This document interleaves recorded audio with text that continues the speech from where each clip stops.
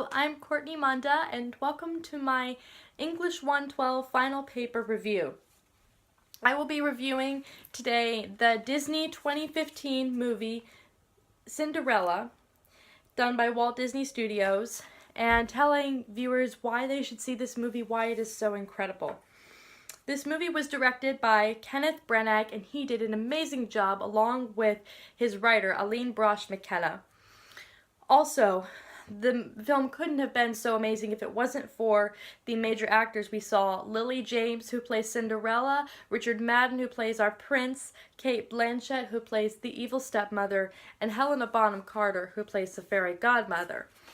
This is the story in the film based upon the original fairy tale called Cinderella, written by Charles Perrault in 1697. This story tells the story of an orphaned girl who is forced to live with her evil stepmother and evil stepsisters. When the prince has a ball to choose his bride at, the evil stepmother forbids Cinderella to attend this ball.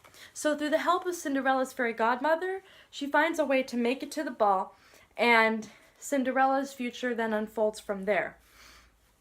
In 1950, Disney created an animation film of this story, and as the Charlotte Observer says about Kenneth Branagh, he stays faithful to the essence of Charles Perrault's 17th century story, inserting sly homages to Disney's animated version from 1950. Yet he and screenwriter Chris Weitz layered the story with more psychological depth than usual and answered questions we may always have had. End quote. This is exactly true. In the original animated 1950 version, there were a lot of unanswered questions in the film, a lot of things that left us wondering how something came about to be. But in this version of Cinderella, the 2015 version, we get answers to those questions. In the beginning of the film, we feel an immediate sense of joy.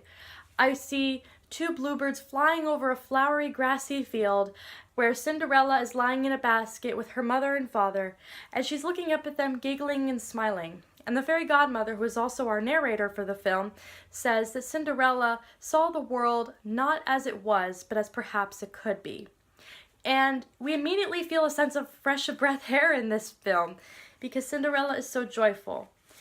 The animation in Cinderella completely is outdone. There is magic dust and glitter like we would expect from any Disney film. But in this movie, Disney completely outdid themselves. The starry sky, Cinderella's magical dress, and her magical carriage are so beautifully animated that it brought tears to my eyes because it was an incredible work of art. Casting. Oftentimes, movies try to cast characters that resemble, say, their mothers or their brothers or sisters, but they are so determined to cast these character resemblances that they often end up with characters that aren't so great at acting. But in Cinderella, they succeeded in hiring actors who completed both of these tasks. We see the baby Cinderella, the little girl Cinderella, and the adult Cinderella resembling each other tremendously, and even more incredibly resembling their mother. You would almost think for a minute that they were actually related in real life. And both characters, all characters, are extremely good actors. There's no room for doubt as to whether or not these actors have true acting talent. However, the most amazing key point to find in Cinderella is the message of morality. In Hollywood films, we're used to seeing messages of violence and abuse and hatred, but in Cinderella, Hollywood surprises us with a completely new message. We see how much Ella is suffering. However, she takes time to feed the mice, who are hungry as well. Even though she is hungry herself, she takes time to help out a beggar woman who is suffering. She gives up her bedroom to her evil stepsisters so that they will be more comfortable. All while Ella is suffering from the deaths of her parents and from abuse, we see her constantly smiling, joyful, and not letting her suffering intrude into her way of being courageous and kind. Her mother, before she dies, she tells Cinderella to have courage and be kind. And Cinderella lives this message out throughout the entire film. However, Cinderella is not the only character in the story that we see true morality from. The prince, who she meets, shows amazing humility and honor. When Cinderella first meets the prince in the forest, she asks him how they treat him. He says, "Better than I deserve, most likely." And when she sees him at the ball and they're dancing, Cinderella says to him, "They're all looking at you." And the prince responds, "Believe me, they're all looking at you."